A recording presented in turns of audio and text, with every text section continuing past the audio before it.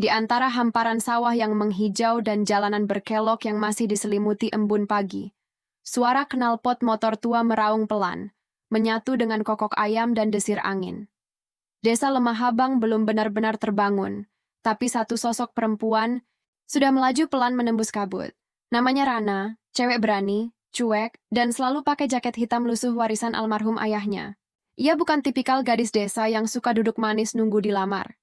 Hidupnya ada di atas jok motor, dengan tangan kuat memegang stang dan mata yang menatap lurus ke depan, seolah jalan panjang itu bagian dari jiwanya. Touring bukan sekadar hobi. Buat Rana, itu cara dia mengobati rindu, menepis sepi, dan mencari arah di tengah kehidupan yang kadang bikin bingung. Ia sering bilang ke dirinya sendiri, gas tipis aja, yang penting sampai. Hati pun begitu, pelan-pelan juga bisa jatuh. Tapi semua berubah sejak satu rombongan motor dari kota muncul di tanjakan depan rumahnya. Di antara deru mesin dan tawa yang riuh, ada satu pasang mata yang berhenti lebih lama di wajah Rana. Mata milik Aldo, cowok kota yang keras kepala, penuh semangat, dan belum pernah paham arti gas pelan. Di jalan yang panjang dan penuh kejutan, Rana nggak nyangka kalau touring kali ini bukan cuma soal destinasi, tapi soal hati, yang tanpa sadar ikut melaju pelan-pelan. Beberapa bulan kemudian, Aldo nggak cuma datang seminggu sekali. Dia nyewa rumah kecil di dekat sawah, dan mulai bantu-bantu di bengkel milik omnya Rana. Kadang, mereka touring bareng ke kota bawa pesanan motor custom. Kadang, mereka cuma ngopi, berdua sambil bahas rute-rute impian. Arif, dia mulai menjauh. Pelan-pelan ngerti bahwa ada hal yang nggak bisa dia paksa. Rana dan Aldo belajar saling mengimbangi. Rana ngajarin Aldo cara nyangkul sawah saat iseng. Aldo ngajarin Rana cara ngatur GPS dan buka channel YouTube bareng. Gas mereka pelan, tapi pasti. Dan kayak yang Rana selalu bilang, cinta itu kayak riding. Nggak selalu ngebut, tapi yang penting, lo tahu mau kemana. Dan kali ini tujuan mereka sama, saling memiliki. Di jalanan dan di hati masing-masing. Tamat. 2 hari setelah insiden di bukit, suasana desa kembali tenang. Tapi hati Rana enggak. Meski Arif udah nggak nongol lagi, kata-katanya masih nyangkut. Tapi, setiap dia ingat cara Aldo meredam emosi, dia juga makin yakin bahwa cowok ini beda. Sabtu, pagi, udara segar masuk lewat celah jendela kamar Rana. Di luar, suara burung dan mesin motor bercampur jadi satu. Rana ngintip lewat tirai. Di depan rumah, Aldo berdiri sambil senyum lebar. Di belakangnya, 2 motor lain udah siap jalan. "Turyuk!" katanya ceria. Rana nyengir. "Mau kemana pagi-pagi begini?" "Rahasia. Tapi tempatnya romantis. Lu bakal suka. Bawa jaket, kita bakal riding agak jauh." Setengah jam kemudian, mereka udah melaju di jalanan lengang, dikelilingi hamparan, kebun teh. Rana duduk di belakang Aldo kali ini, memeluk pinggangnya erat. Bukan karena takut jatuh, tapi karena nyaman. Perjalanan mereka membawa ke tempat yang belum pernah Rana kunjungi. Sebuah danau kecil tersembunyi di balik bukit. Airnya jernih, tenang, dengan pepohonan rindang mengelilingi. Aldo menurunkan motor, membuka helm, dan tersenyum. "Selamat datang di Danau Cinta," katanya. Kalau 2 orang ngelihatin airnya sambil diem 10 menit, mereka bakal jodoh. Rana ngedengus. "Siapa yang bilang? Tukang cilok?" "Nggak.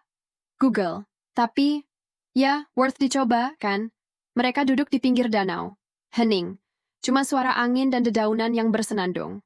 Aldo melirik Rana, yang sedang fokus ngeliatin permukaan air. Refleksi langit dan pepohonan bikin pemandangan itu kayak lukisan.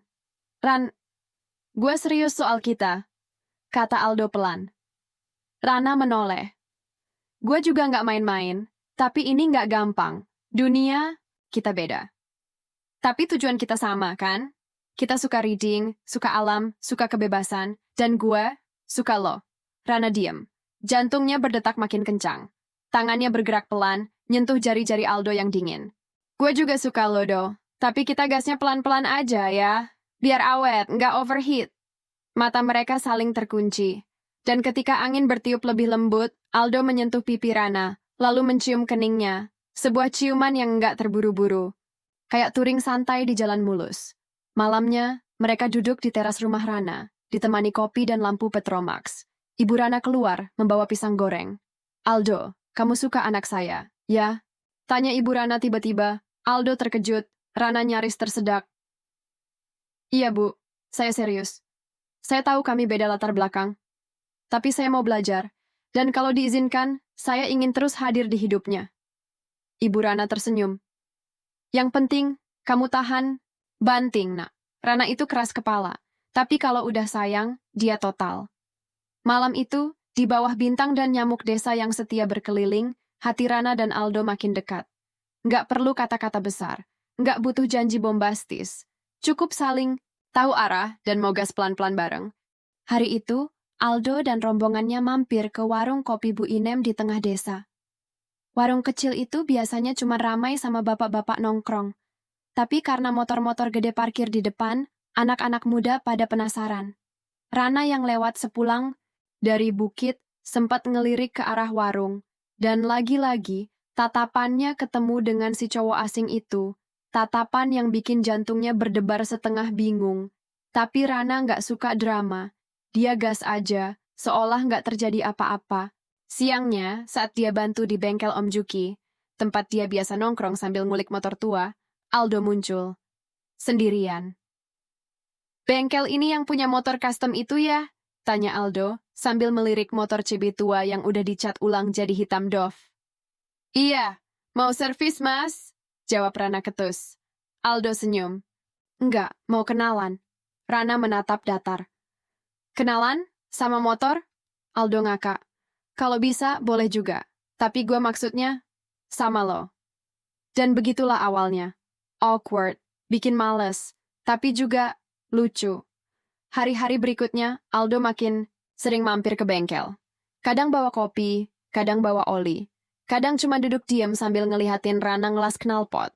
Teman-temannya udah cabut balik ke kota, tapi Aldo malah betah tinggal di homestay dekat sawah. Seminggu kemudian, Rana ngajak dia gabung touring kecil-kecilan ke air terjun Wuluh. Rame-rame bareng anak-anak motor lokal. Disinilah konflik muncul. Arif, cowok lokal yang udah lama naksir Rana, mulai panas. Apalagi lihat Rana bonceng Aldo, ketawa-tawa, dan nyender di motor cowok kota itu. Buat Arif, ini udah lewat batas. Saat istirahat di pos 2, Arif datengin Aldo. Lo mainnya jauh banget bro, ini wilayah orang, tahu diri dikit lah. Ucap Arif, nadanya ketus. Aldo senyum santai. Santai aja bro, jalanan milik bersama kan? Cewek juga? Tantang Arif. Kalau dia milih sendiri, iya. Rana muncul tepat waktu. Stop, ini bukan sirkuit, nggak ada yang lomba. Kita touring buat seneng-seneng, bukan adu ego. Arif diam, tapi matanya masih menyimpan dendam. Pagi itu, langit masih ngantuk. Embun belum juga pupus dari ujung daun, dan jalanan desa Lemah Habang masih sepi. Tapi dari kejauhan, suara mesin motor tua mulai terdengar, pelan-pelan mendekat. Seperti biasa, itu pasti Rana. Cewek satu itu beda sendiri dari cewek kebanyakan di kampungnya. Sementara yang lain udah sibuk nyapu halaman atau bantu ibu masak, Rana justru udah full gear. Jaket kulit hitam, celana jeans belel, sepatu boot, dan helm full face yang kelihatan udah lecet di sana-sini. Tapi bukan lecet karena gaya, itu bukti pengalaman. Rana nyalain motor bebek tua warisan ayahnya, yang udah dimodif habis-habisan jadi semi-tracker. Suara knalpotnya khas, kayak suara dengkuran macan kecil. Pagi Ran, sapa Pak Tarman, tukang sayur langganan desa. Pagi Pak, gas tipis dulu ya, jawab Rana sambil melaju pelan. Tujuan Rana pagi ini, Bukit Lembayung, spot favoritnya buat bengong, ngopi sachet, dan ngelamun soal hidup. Jalanan ke sana menanjak dan agak rusak, tapi justru itu yang bikin dia suka. Semakin menantang, semakin bikin dia merasa hidup. Tapi hari ini beda. Di tikungan terakhir sebelum tanjakan tajam, Rana terpaksa ngerem mendadak. Di depannya ada rombongan motor gede parkir di pinggir jalan. Sekitar 5 motor, lengkap dengan cowok-cowok berjaket kulit dan helm full face yang glossy. Mereka bukan anak desa. Kelihatan banget dari tampang, gaya, dan suara tawa mereka yang terlalu percaya diri. Rana melipir ke pinggir, lewat pelan, tapi mata salah satu cowok itu ngikutin dia. Yang lain sibuk ngelap motor atau ngopi dari termos. Tapi cowok itu beda. Helmnya udah dilepas, rambutnya agak acak, dan dia ngelihatin Rana kayak baru nemu jalur baru di peta GPS. Siapa tuh? Bisik cowok berambut cepak ke si pengamat tadi. Gua nggak tahu, jawabnya pelan. Tapi gua pengen tahu. Namanya Aldo. Cowok kota yang suka touring buat kabur dari rutinitas. Dan tanpa dia tahu, pagi itu dia baru aja nemu destinasi baru. Bukan tempat, tapi orang.